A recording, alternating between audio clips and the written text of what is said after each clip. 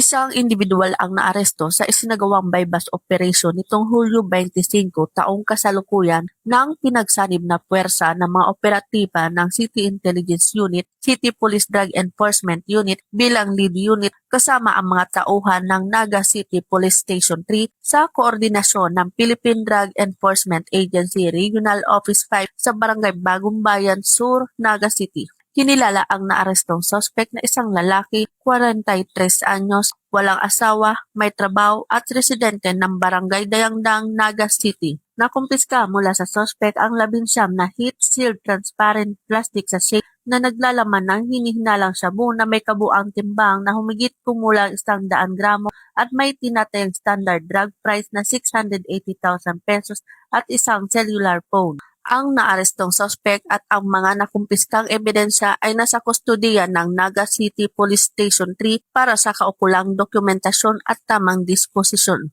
Ang matagumpay na operasyon ay patunay ng tuloy-tuloy at mas pinaigting na kampanya ng Police Regional Office 5 laban sa iligal na droga at iba pang uri ng kriminalidad sa rehiyon.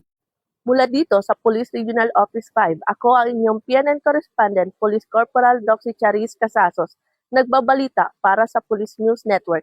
Alagad ng batas tagataguyod ng Balitang Pulis. Ang bagong PNP para sa bagong Pilipinas, serbisyong mabilis, tapat at nararamdaman.